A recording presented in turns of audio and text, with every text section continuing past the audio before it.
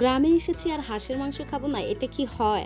And এই যে দেখতে পাচ্ছেন আমার ভাইয়া, সে কিন্তু আজকে নিজের হাতে দায়িত্ব নিয়েছে যে সম্পূর্ণ হাঁস সে বাছবে প্লাস হচ্ছে সে বানাবে। অ্যান্ড আমি কিন্তু লাইফে কখনোই দেখি নাই আমার ভাইয়াকে মানে এইভাবে হচ্ছে কোনো মাংস বানাতে, সেটা মুরগি হোক হাঁস হোক। কিন্তু আমি লাইফে ফর দ্য ফার্স্ট টাইম দেখতেছি সে নিজের হাতে দায়িত্ব নিয়েছে। হয়তো বা সে হাঁসের মাংস অনেক বেশি পছন্দ করে, অ্যান্ড হাঁসের মাংস কিন্তু বেসিক্যালি সবাই খুব বেশি পছন্দ করে।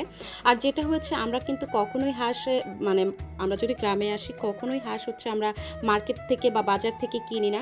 যেটা হয় সেটা হচ্ছে আমাদের খালা চাচি জেডি যে আমাদের আত্মীয় স্বজন আছে তাদের কাছ থেকে আমরা নিয়ে হাঁসের মাংস খাই। এর পালা হাঁস খাওয়ার কিন্তু মজাই আলাদা।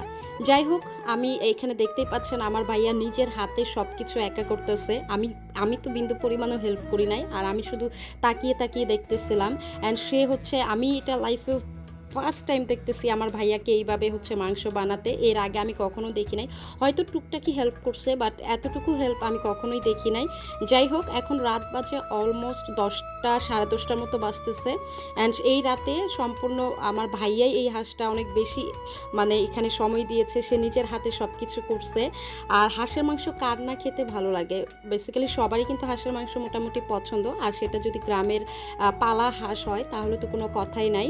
যাই হোক, হাঁস দেখতে পাচ্ছেন আমাদের প্রায় বানানো শেষ পর্যায়ে। আর আমার ভাইয়া তো খুব মনোযোগ দিয়ে বানাচ্ছে। অ্যান্ড আমাদের হাঁস সম্পূর্ণ বানানো শেষ। তারপর হচ্ছে রাত্রে যেটা করি সেটা আমি সম্পূর্ণ হাঁসটা ধুই। অ্যান্ড অবশেষে অবশেষে আমার ভাইয়া ফাইনালি হাঁসের মাংস দিয়ে ভাত খাচ্ছে। আমরা হচ্ছে রাত্রে মাংসটা রান্না করি না, সকালে রান্না করি। অ্যান্ড আমরা লাঞ্চ করি একসাথে সবাই মিলে। অ্যান্ড আলহামদুলিল্লাহ যে আমরা তৃপ্তি মিটিয়ে খেয়েছি সবাই। অ্যান্ড আমার ভাইয়া তো, সে তো অনেক খুশি ছিল যে সে নিজের হাতে সব কিছু করেছে।